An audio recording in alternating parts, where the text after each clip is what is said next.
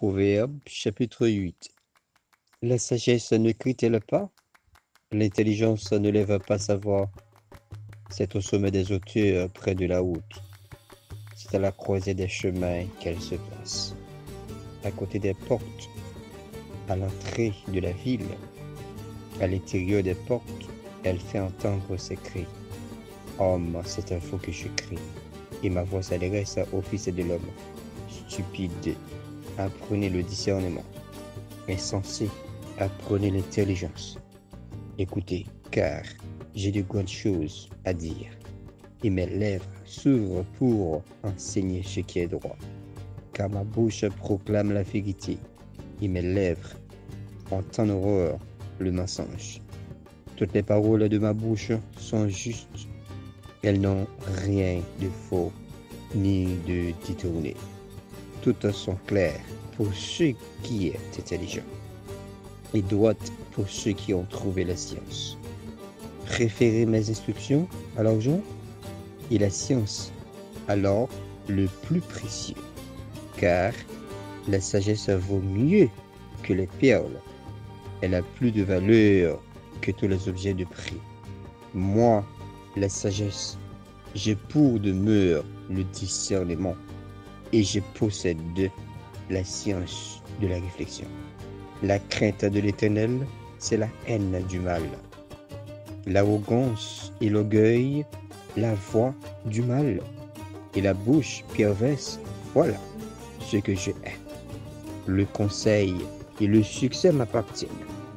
Je suis l'intelligence. La force est à moi. Par moi, les rois règnent et les princes ordonnent ce qui est juste. Par moi gouvernent les chefs, les grands, tous les justes de la terre. J'aime ceux qui m'aiment, et ceux qui me cherchent me trouvent. Avec moi sont la richesse et la gloire, les biens durables et la justice. Mon fruit est meilleur que l'or pur, et mon produit est préférable à l'argent. Je marche dans le chemin de la justice, au milieu des sentiers de la droiture, pour donner des biens à ceux qui m'aiment, et pour remplir leur trésor. L'Éternel m'a créé la première de ses œuvres. Avant ses œuvres les plus anciennes, j'ai été établi depuis l'éternité.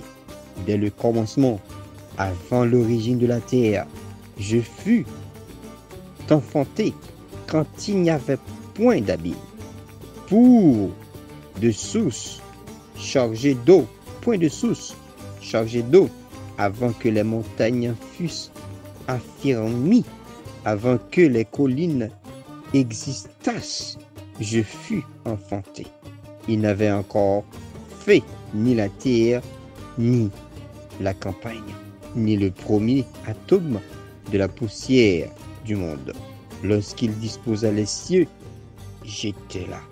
Lorsqu'il traça un cercle à la surface de l'abîme, lorsqu'il fixa les nuages en haut et que les sources de l'abîme jaillirent avec force, lorsqu'il donna une limite à la mer pour que les eaux n'en franchissent pas les bords, lorsqu'il posa les fondements de la terre, j'étais à l'œuvre auprès de lui, et je faisais tous les jours ses délices.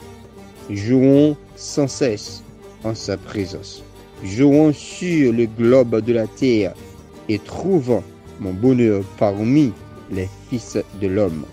Et maintenant, mes fils, écoutez-moi, et heureux ceux qui observent mes voix. C'était juste Proverbe chapitre 8, livre de Salomon, fils de David, roi d'Israël.